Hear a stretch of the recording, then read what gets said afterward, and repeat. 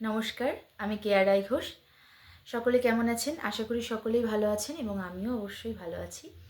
তো চলে আসলাম আরেকটি গান নিয়ে, অনেক পুরনো একটি গান। যদি ভালো লাগে অবশ্যই পেজটিকে ফলো করে পাশে থাকবেন। তো চলুন শোনা যাক।